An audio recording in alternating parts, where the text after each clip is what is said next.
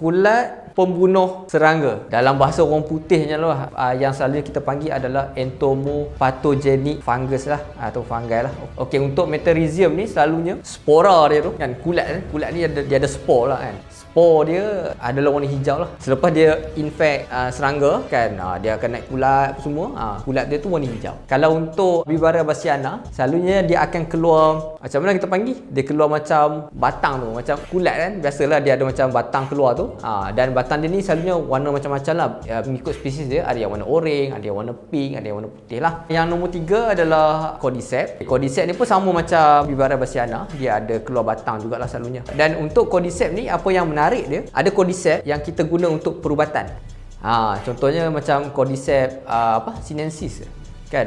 Dekat cordyceps sinensis ni hanya dijumpai dekat kawasan Tibet dan dia memang digunakan untuk perubatan. Okey, dan yang last adalah Isaria. Isaria ni selalunya dia punya fungus warna putih lah. Secara teorinya, macam mana kulat-kulat ni infect serangga lah kan.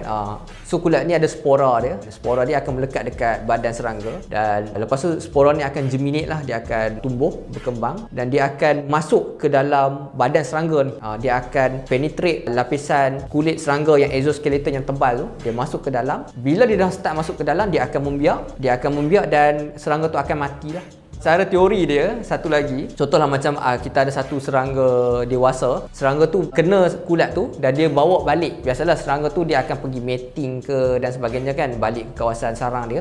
Bila dia balik, dia bersentuhan dengan kawan-kawan dia tu. Kawan-kawan dia juga akan kena spora-spora ni daripada kulat ni, dan dia orang semua akan kena infect lah, kena jangkitan kulat ni lah. Itu secara teorinya lah. Maksudnya kita apply satu tempat, semua kawasan tu punya serangga boleh kena lah. Okey, untuk penggunaan kalau di tanaman sawit lah kan, kita pakai metarhizium ni untuk kumbang badak. Selalunya produk dia dalam serbuk lah, jadi kita akan campur dengan air sebelum kita pakai. Cara nak apply dia, kita sembur saja. Dan selalunya untuk kumbang badak ni, serangan kumbang badak yang paling tinggi berlaku semasa replanting lah, ataupun proses tanam semula pokok sawit. Selain tu kita juga boleh buat pheromone trap, perangkap pheromone dekat, selalunya kita ada perimeter dalam kawasan tanam semula kita tu. Dekat pheromone trap tu kita letak juga metarhizium ni, supaya yang dewasa tu akan datang dan dia akan bawa balik ke kawan-kawannya lah. Untuk contoh di kawasan perumahan, okey, kawasan perumahan ni pun menarik juga. Contohnya macam dekat Sentul lah kan, dia antara red area untuk denggi. Jadi salah satu dia orang pakai perangkap telur nyamuk, dan dekat air tu dia orang akan spray dengan, selalunya seingat saya dia pakai metarhizium jugalah, metarhizium ataupun Vivaria bassiana lah.